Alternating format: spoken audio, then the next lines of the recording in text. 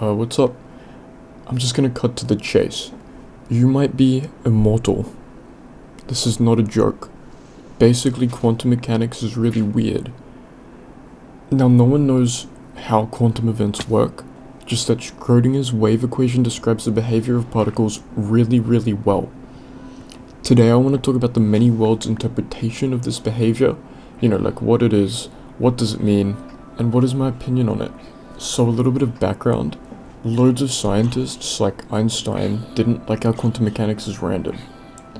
Oh, well, I suppose they still don't like it. Like a lot of people, it's pretty uncomfortable because it's like, everything else, like we know how gravity works and we can predict it and there's no randomness.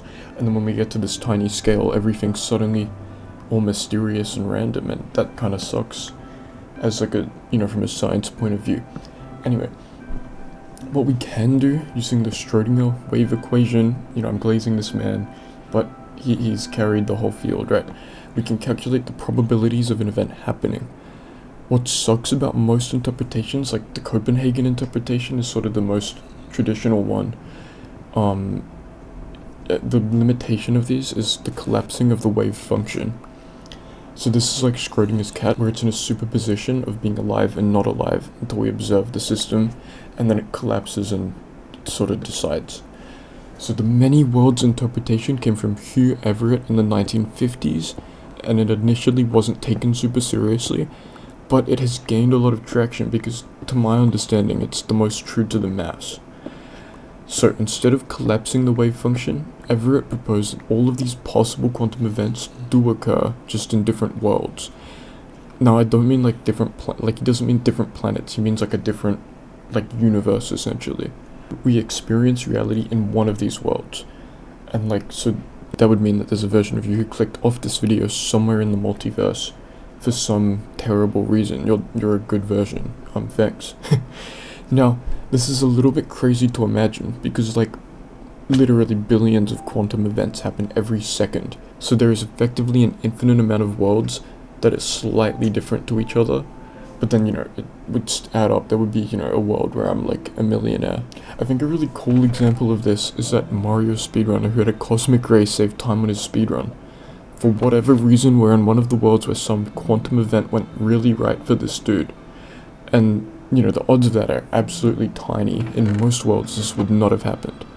In this interpretation, more likely things happen in more worlds. So, like the double slit experiment, we're more likely to be in a world where it goes to the middle or whatever. Probably lots of really rare things have happened in our world. It's pretty crazy to think about. Okay, so this has two philosophical implications which are both pretty scary. You might see some clickbait on this, but I'm trying to keep it straight. So the first thing is that we are immortal. Quantum immortality, which is a sick title. I'm definitely putting this in the title.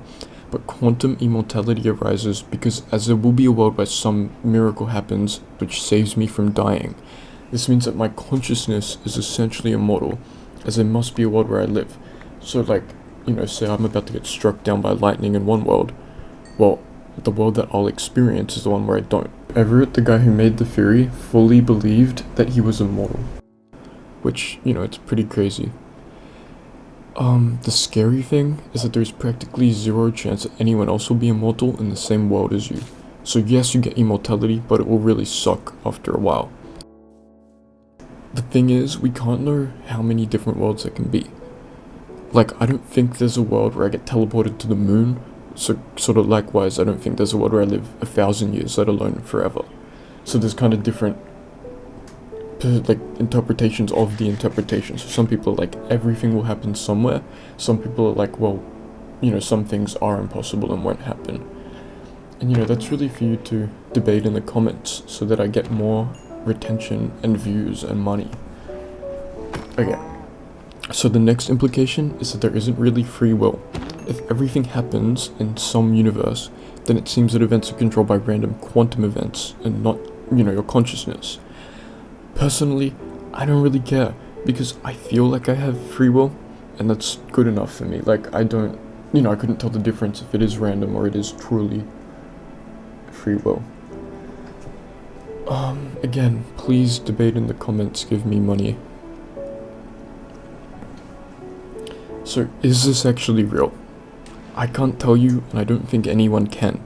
As far as we know, we cannot prove the existence of these other worlds. Like, I don't know how we're meant to...